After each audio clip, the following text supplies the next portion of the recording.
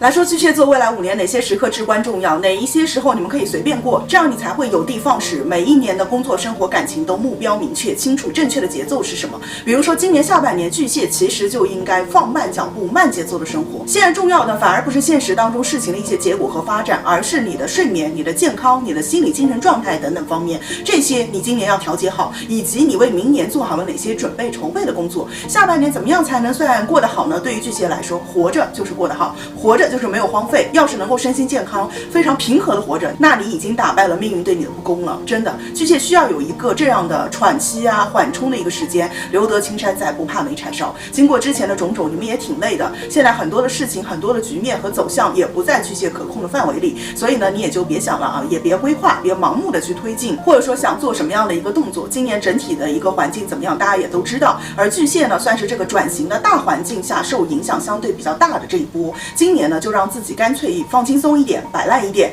放下世俗的一个期待和梦想，放下你的一些责任啦，你的压力。有的时候你已经尽力了，但是结果不好能怎么办呢？可以先苟着，卧薪尝胆，静待时机。那巨蟹未来5年关键的发力点在什么时候呢？在25年6月10日到27年的7月25日这2年的时间，也就是明年开始。所以呢，算算你们也歇不了多长的时间。其实，因为我在霸主那一期的内容当中讲过啊，巨蟹呢是未来5年能够创造事业当中新的局面和高度的。不论你现在是不是觉得时运不济，接下来事业运其实真的是很不错啊。只要是把感情、身体这块能够防住了，事业还是能够创很多的辉煌政绩的，甚至在新的一个地方能够爬上高峰，是能够挂上你的人生履历表的那种程度。尤其是26年的3、4月份有厚积薄发的一个晋升运、贵人运，或者是创一个新的事业、新的人生身份的一个运。当然啊，也有一个前提，就是巨蟹你得要专心致志的去争，就这2年的时间，愿意为了达到你想要的东西而用大量的时间去累积，而不是说想干嘛就干嘛。那明年起的4年呢，是对巨蟹来说相对公平的4年啊，你付出多少就会回报多少，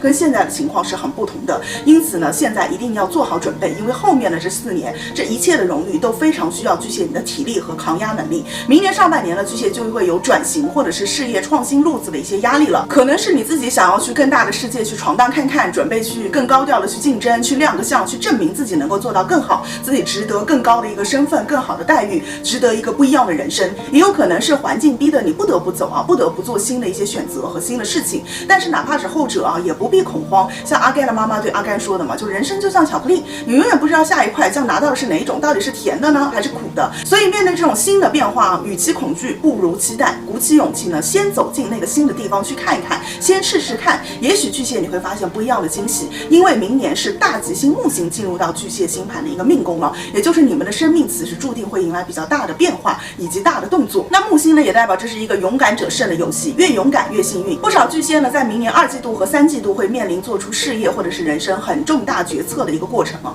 比如说创业啦、开店啊、开工作室啊、承担新的重大的任务、开辟副业、毕业、转正、升职等等。有的则会体现在结婚生子这种大的身份角色的转变上，这一步应该说是相当关键的，因为它寓意着某种新生的力量，预示着巨蟹的生命进入到新周期、新的12年的大运。这12年呢，以行运看，又以中间来对分，前6年25年到30年呢，是边创造和累积实力，从而去站上新高峰的一个时刻，后6年是新的一个里程。那明年起呢，很棒的是在紧接着的后1年，也就是26年到27年年中，巨蟹会先收割这个新周期的先一个证明，或者说一个果实。也就是说，你们会真的拿到一些好处，比如说更好的物质经济的收入，因为走了正财运，或者说你真的做出了一些成绩，你很有底气，能够凭着自己当时的一个能力去创造更多的财富。这2年该做的事情做好，27年、28年，巨蟹基本工作生活没有大方向的一个疑虑了，会有更多的一些合作啊、合伙啊、转型啊、拓展啊等等的一些新机遇，更多的新的可能性出来。你们会进一步被周围的环境啊、被一些契机啊挖掘出自己新的一种潜能。所以呢，巨蟹今年韬光养晦、修身养性，明年起呢，你们的人生将高速运转起来，时不待我，只争朝夕。那要祝所有的巨蟹座加油好运啦！我是艾达范老师，用星座和心理学一起更好的指导自身生活，拜拜。